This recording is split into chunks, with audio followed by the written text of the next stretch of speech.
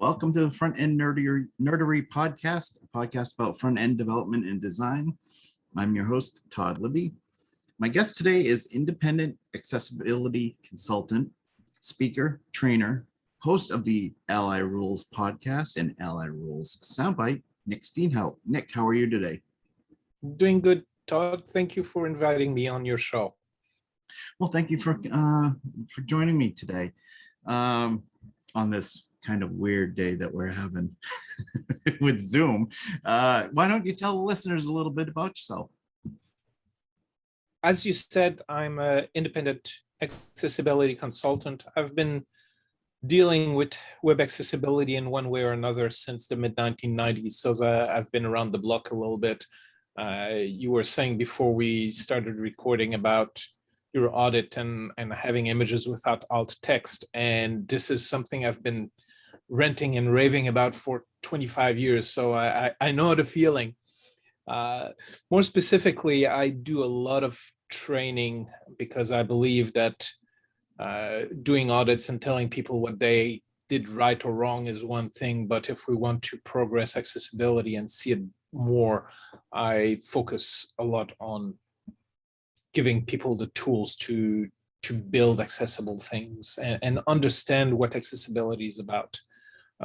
So I've been doing a lot of conference speaking and corporate training, that kind of stuff. And I also like to help businesses start to reframe their thinking around disability and accessibility and do a lot of paradigm shifting, which is not always easy or comfortable for anyone, but it always benefits disabled people in the end. Yes, wholeheartedly agree. So let's jump right into the questions because I have, and this is a first for my podcast because this is going to be solely accessibility. First question is something I ask everybody. How did you get started in your web development design journey? And you can even go as far as getting into accessibility if you'd like. I got started way back when getting a domain for yourself was something tricky, but I thought this was an interesting area, and I started dabbling. I built a website here, website there. I was on GeoCities for a while. My first website was a cooking with disability website on GeoCities, and I got all kinds of awards on GeoCities. And looking back, it's like, that was such a long time ago. But from there, I really got going and doing more indie website building, if you want. And then I started working at an organization operated by and for disabled people. And in a space about a month, I had 3 discussions that were really, it dropped the hammer on my head in terms of eye-opening. My first conversation was with a colleague who was blind, and he came into my office and he says, "Nic, I don't understand what this website is about. My screen reader is saying image, image, image, image, image, image, image, image." So I had a look, and sure enough, this was the days where CSS wasn't a thing and image replacement was a big thing, so we could actually have good looking fonts, and their entire menu and their entire text on the page were images of text with no alternative text. So for him, he could not understand the page. So that was my first understanding of web accessibility. The second thing was I had another colleague, she was deaf, and she came in and she told me, "Nic, can you help me set up my wireless printer? Because the instructions came in a video on a CD and there's no captions." So 1 and 2, and then the third bit that really woke me to things was one of our customers had ADHD, and she said that the web was so distracting to her. Big font, different colors, the marquee tag, the blink tag at the time. This was the 90s, and things were a little bit over the top. So I ended up working with her to create her own custom style sheet that basically was a CSS reset. Between these 3 things, and my experience as a disability rights advocate and my interest in web building, suddenly I realized, oh yeah, this is my niche. This is where I really have a passion about making the web work for everyone. Very interesting. I remember those days of the images of text and in my first run-in with accessibility was the same thing with images and alternative text as well. So yeah, I understand that completely. So with accessibility, and you've been doing it for so long, what is the biggest issue you find today on the web as far as accessibility goes, whether it's websites or apps or whatever? The biggest problem I find on the web today is not a technical one, because technical issues we can resolve. The biggest issue I find is a lack of awareness and lack of understanding that people with disabilities are one of the largest minorities. It's also one of the only minorities you can join at any time, and that we need to make sure things work for disabled folks because it benefits everyone. This is not a question of erasing the disability experience. I know some people argue that we should sell accessibility on the basis of only it's for disabled people, and obviously primarily it is for disabled folks, but the fact is it benefits everyone. And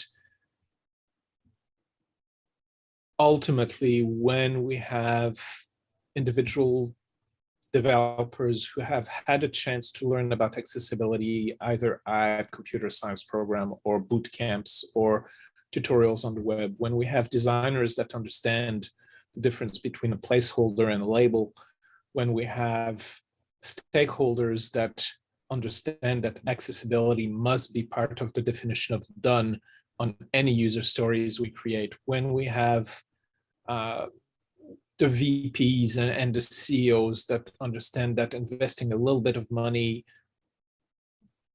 at the start of your development project will save you literally millions of dollars by the end if you have to remediate after a lawsuit.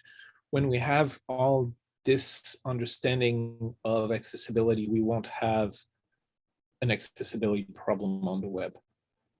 Yeah. Again, I agree 100% there as well. I have this little thing that I say where accessibility is a right, not a privilege. And, as someone who I don't have, a physical disability, I think it's important because I know people who have,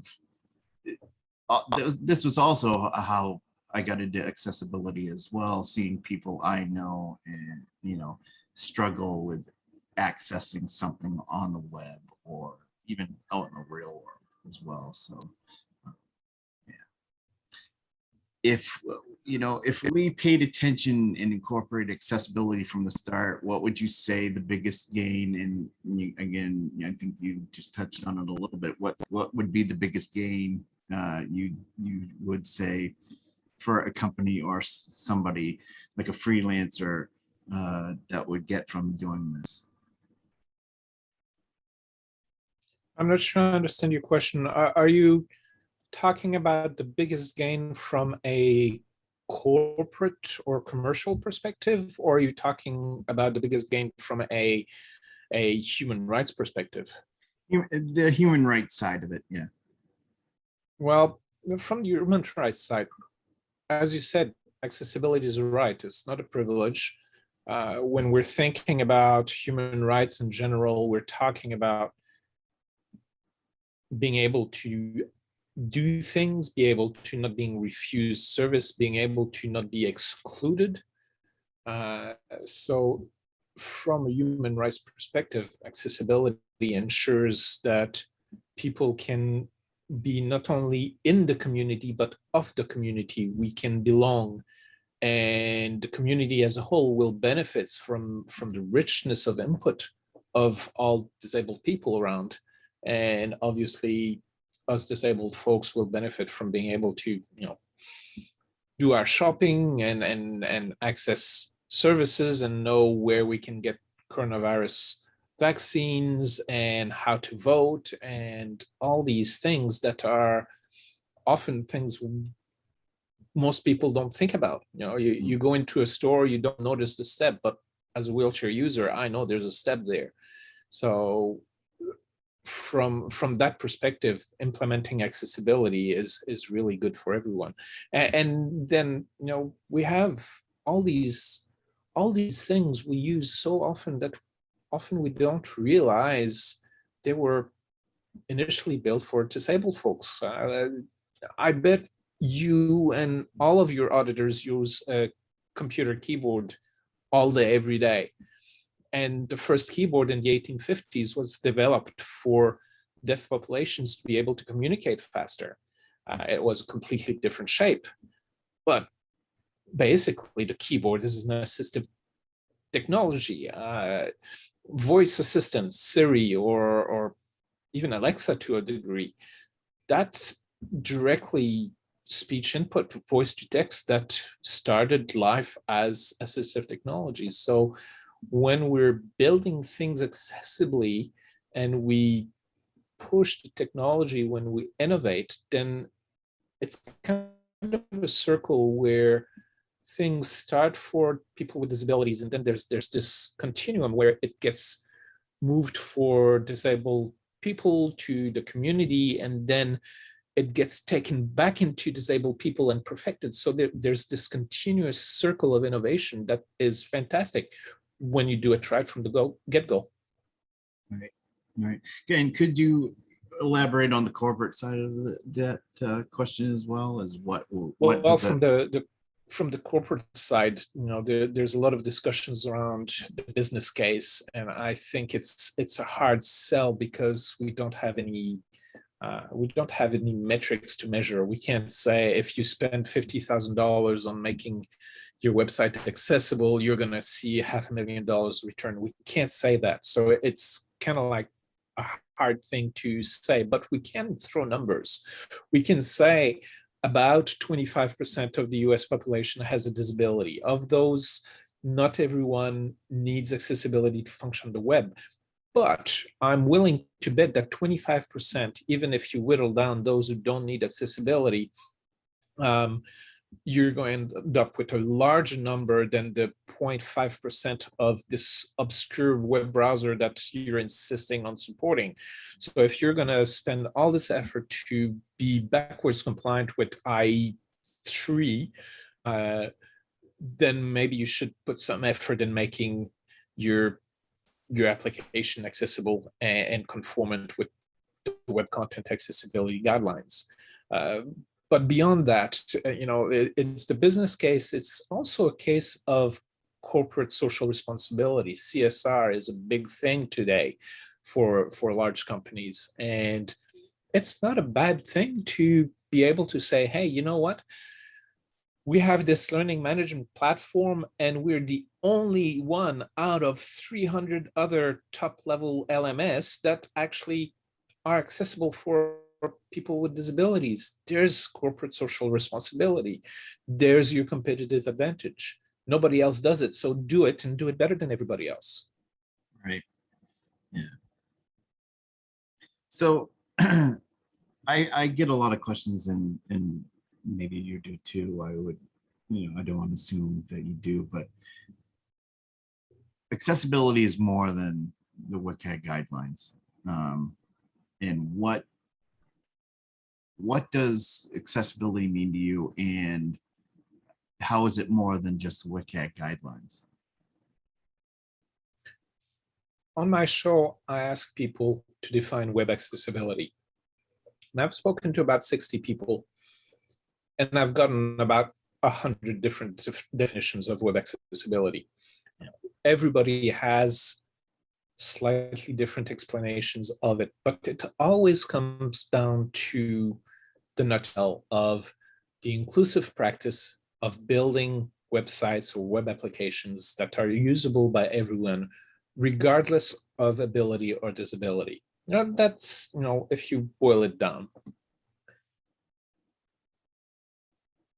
So when we're looking at the guidelines at WCAG or WCAG, however you want to pronounce it, I like to think of that as the starting point. It's not the target, because WCAG, as any other standard, is a document that gets written by a large group of people that have to reach consensus, that each have their own knowledge and sometimes even agenda that are maybe different from the group.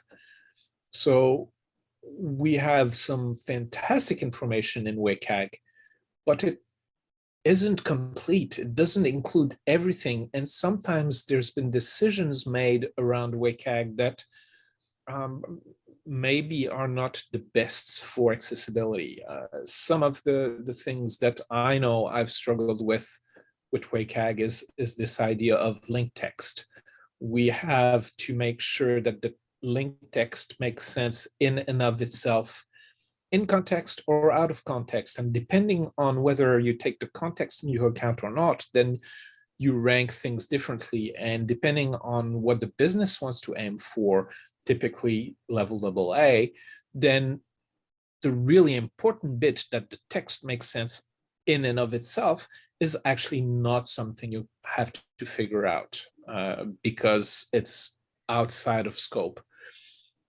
We have a whole range of things for cognitive accessibility that is not in WCAG. Some things have been implemented in 2.1, and there's a little bit more coming in 2.2, but it's an iterative process. And until things are inside WCAG, well, people still have access need. And it's not because it's not in the guidelines that the needs don't exist. So really, the standards are a starting point, not the target. And we want to make sure to include best practices and knowledge, and we want to push the envelope.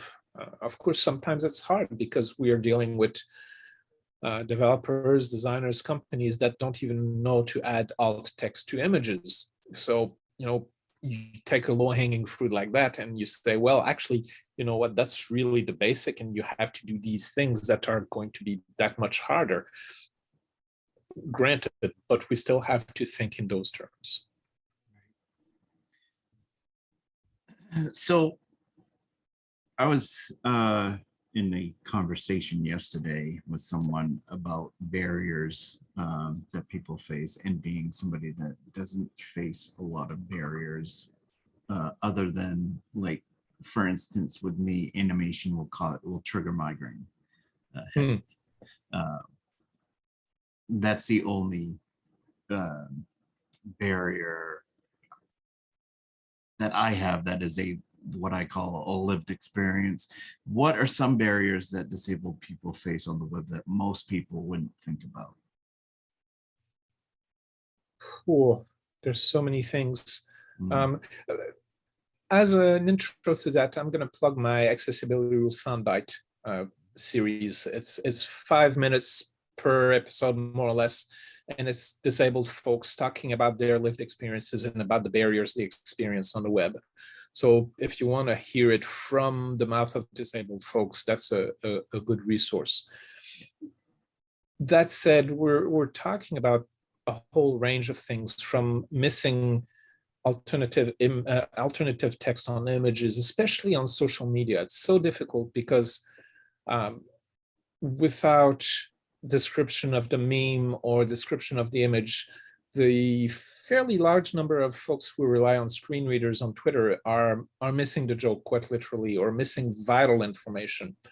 We're talking about making sure you can use your site with keyboard. Use the tab key, go forward, use shift tab, go backwards, try to trigger interactive elements with the enter key or the space bar. If you can't do that, you've just blocked out a whole bunch of people, whether it's screen reader users, sighted keyboard users, switch users.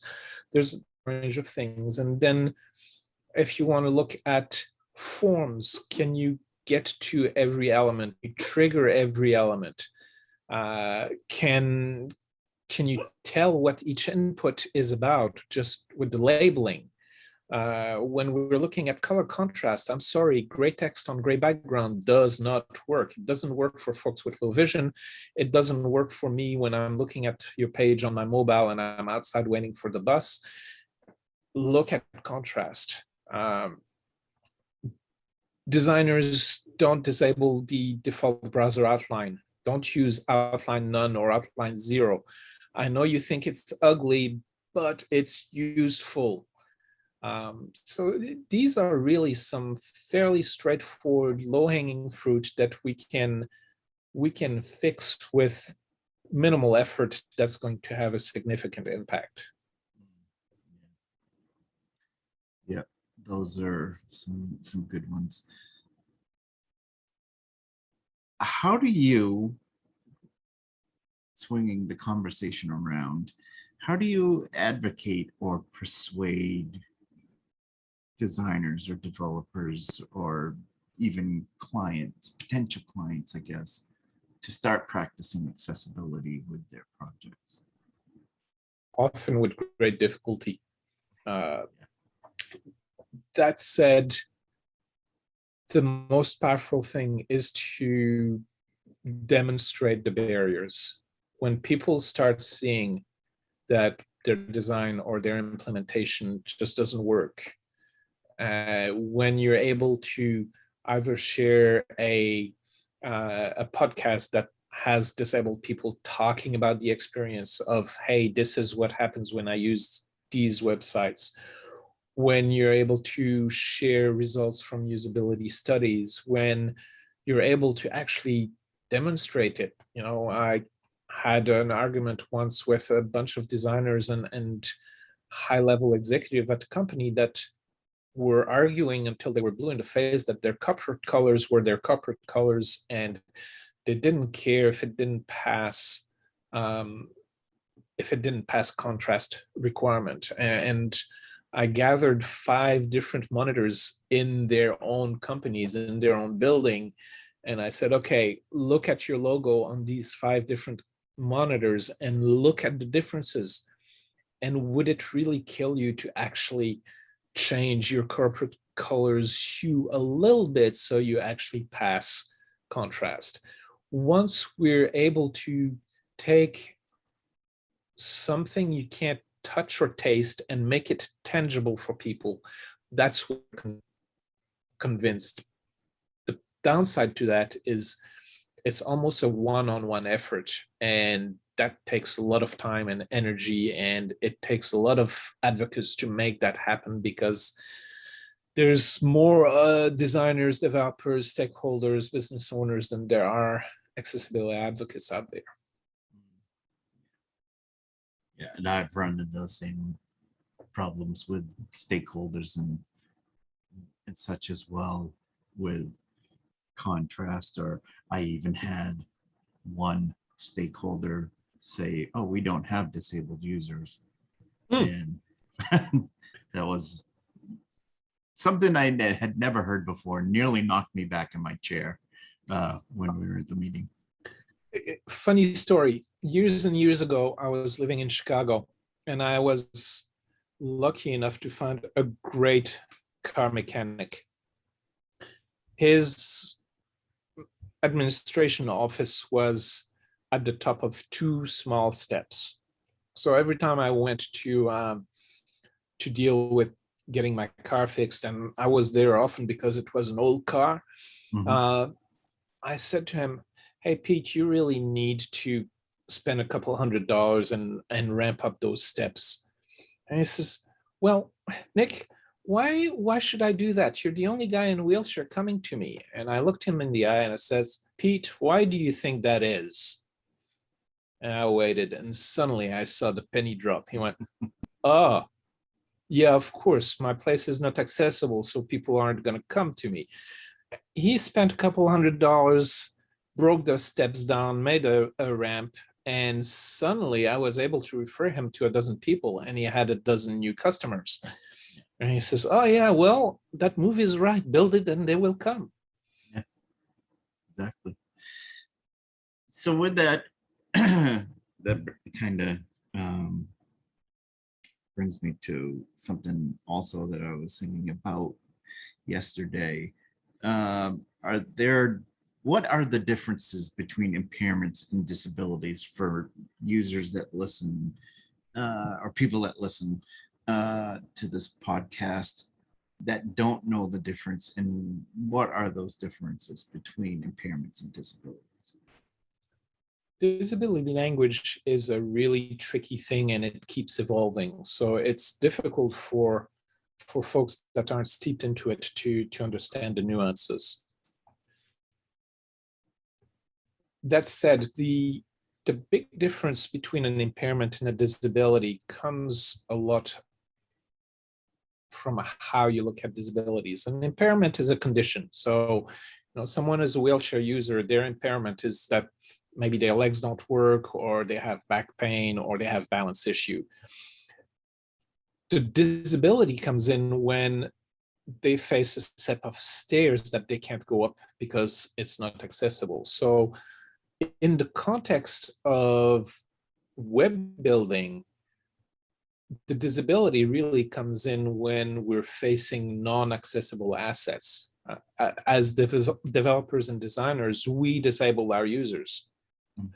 When we build accessible stuff, it doesn't matter if someone has a condition or an impairment or something that limits their ability to do something like seeing, eating, walking, reading, whatever. It doesn't matter, because then there's no disability, because the place is accessible, we can use it. So the difference between impairment and disability to a point is one of philosophy, how we look at disabilities, how we look at whether or not the condition is a problem in and of itself, or if it's society around us that is causing a problem. And I think while it's important to understand that, up to a point, the nuances of that are not as important as understanding why we want to reduce barriers, why we want to build accessible assets. That's much more important to understand the nitty-gritty and the reason why, than to start arguing about language and disability models and all that, which is super fascinating to me and probably to you and a whole bunch of people. But ultimately, if Jane Doe, who's building a website somewhere, and Random Q Public is doing whatever it is, I don't care if they understand the nitty-gritty of the different social models, as long as they're doing the thing right. Yeah. And you bring up an interesting point too, because for a long time I had a kind of a war inside my head. Do I use the word impairment? Do I use the word disability? Do I dare use the term disability? Because I've seen that argument on Twitter a lot with, a lot of people disability is not a dirty word, or the other side of the coin, where they want a different term to be used for their own situation. And I widely see the term disability, disabled being used, so I decided that it's something that I should use. And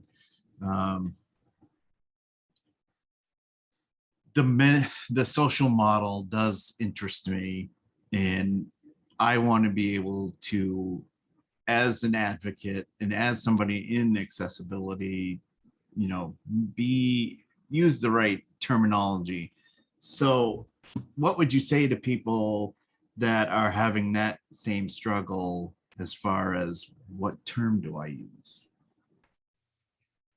First thing you have to look is, are you speaking to someone or at someone in particular? And if you are, inform yourself as to their preferred terminologies. For a number of years, the preferred terminology was people with disabilities, because we were pushing a person-first language. For the last 4 or 5 years, there's been a big push from the disability community to switch to saying disabled people, where we acknowledge that, yes, disability is not the only aspect of us. We are husbands and sons and parents and a whole bunch of other things than just disabled, but also disability is an integral part of ourselves. I can't take my disability out of me, so I am disabled. From that perspective, I think we should look at the current language. As I said earlier, though, things change and there's trends that are different. And ultimately, I think you do your best. And if you're called on it, then you learn from it and you say, oh, okay, well, maybe I did not say the right thing in this context, but I'm going to learn from that and move on. Yeah, and that's what I tried to do. I talked to several people, and what is your preferred terminology? So that's a great answer. Ultimately, the way you refer to me is as Nick or Nicolas.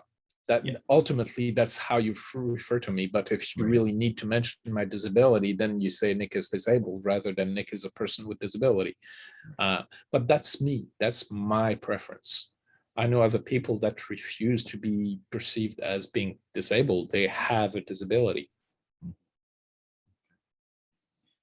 So I have a couple of questions here to end this first string of questions. So what is the number one thing as accessibility professionals we can do as far as advocating for accessibility in your The number one thing we can do as accessibility experts to advocate for accessibility, I think it's showing from example.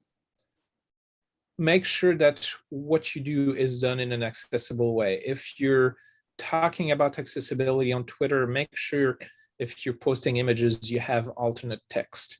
If you are disabled and you run a podcast about accessibility, make sure you provide transcript, for fuck's sake. Sorry for my language, but the number of times I find podcasts about accessibility created by and for disabled people that don't have transcripts. Why? How can we expect people out there that don't have disabilities, that aren't steeped in accessibility, to do it when we ourselves don't do it? So I think live what you preach is probably the first and most important thing. The rest just flows on from there. Yeah, and we had that conversation on the Ally Slack, because you had mentioned something about podcasts with no transcripts or captions, I believe.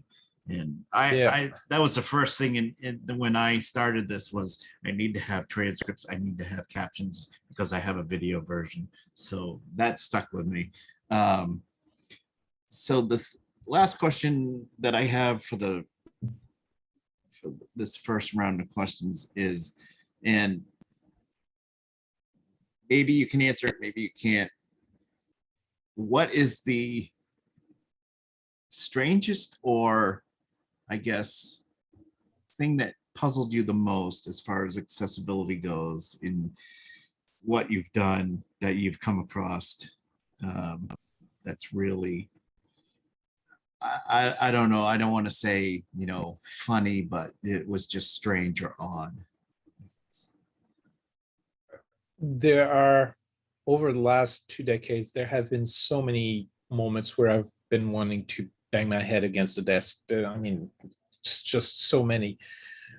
As you were talking, the one that really popped to mind was the senior VP of marketing of a really large company at a conference came to me after a screen reader demonstration, and she says, "Oh my God, Nick, I had no idea that blind people could use the web that way, and I did not understand why alt text was so important."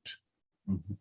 And we spoke a little bit about it, and this person had climbed through the rungs from entry level to senior VP in the marketing department at different places, and they were building marketing websites, and they were doing PDF brochures, and they were doing all these things. And all those years she'd heard, make sure that if you have an image that is informative, that it has got alternate text. And she never really got it until I demonstrated to her. So that to me was not a failure of the person so much as a failure of the system to really educate it. Ultimately, it's a failure of us as advocate to explain why we're doing things, not just the things that we need to do.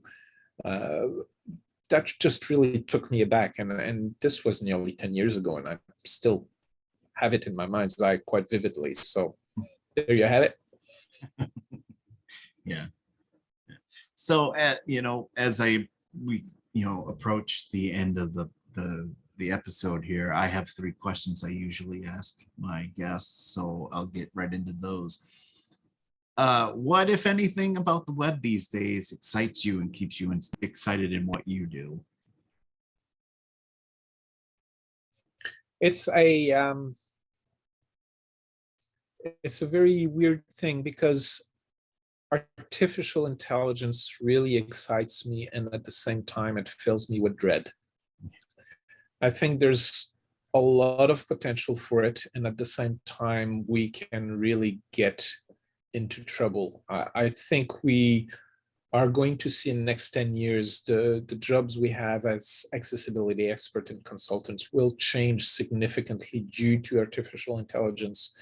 But at the same time, we have to be careful.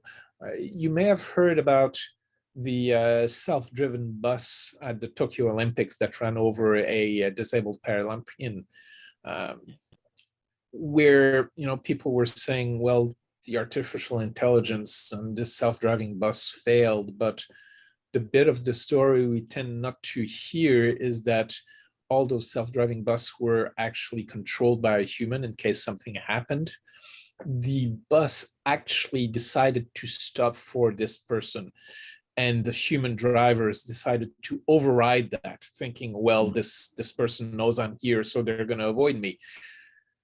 And this is a perfect example of human meddling into artificial intelligence. So what we do, how we interact with it, is going to have a significant impact, either positive or negative. So we have this technology that's really exciting, that can improve things as long as we humans don't mess it up. Yeah, and usually we humans mess it up. If there were one thing about the web that you could change that today, what would that be?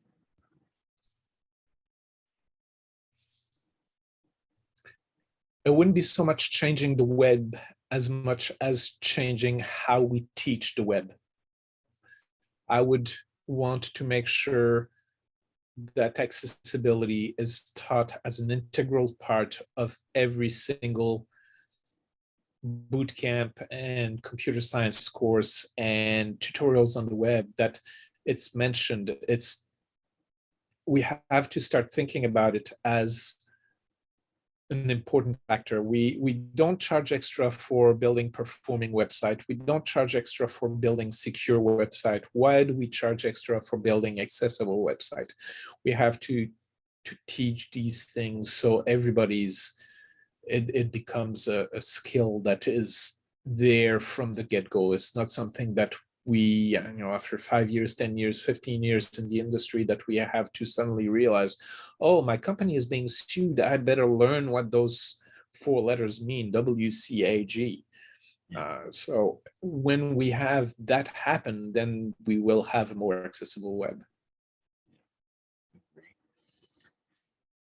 So the last question here, what is your favorite part of, I usually ask front-end development or design, it could be accessibility as well, that you really like the most, and going with the theme of my podcast, that you nerd out over? It is that moment in the people's eyes when I teach them something about accessibility, and suddenly you see it, bam, they got it. Suddenly it makes sense. You've been speaking for 2 hours, 3 hours, maybe a couple days, but something you say, an example you give, suddenly makes it come together in these people's eyes. And that to me is just so rewarding, so almost juicy. It's like, oh, yum. Uh, that makes me really happy. Yeah, I agree with that. I don't have too many teaching moments, but when I do, that's when you see, like you said, when you see that moment, it is exciting for me anyways, that, oh, you've taught somebody something about accessibility, and now they can carry that with them. So as we wind down here, I like to close out the podcast with my guests, letting the people know listening what they have currently going on and where they can find you online. So I'll give you the floor, and the floor is yours. As we mentioned, I have the podcast Accessibility Rules, A11YRULES.com. I am on Twitter a fair bit. Actually, probably the best way to reach me or see what I'm about is Twitter. My handle is Vavroom, VAVROOM on Twitter, and I'm lined up to speak at several conferences coming up. A couple of them I haven't advertised yet, but there's a big one coming up that I'm really excited to give a talk about advanced JavaScript. So as soon as we can talk about it, it'll be on Twitter, I'm sure. Yeah, definitely. I'll have to watch out for that, and I'll put the links to the site, to the podcast, and to your Twitter in the show notes as well.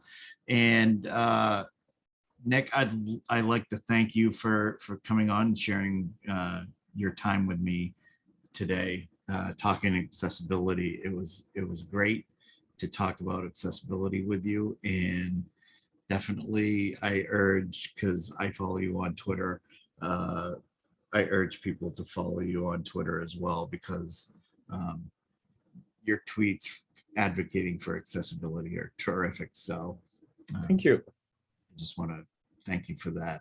And again, thank you for coming on. It was a pleasure. Thank you for having me, Todd. So thank you, listeners, for tuning in to the Front End Nerdery podcast. I'll be back next time with a new guest, new conversation about front-end development, design, and other topics like accessibility.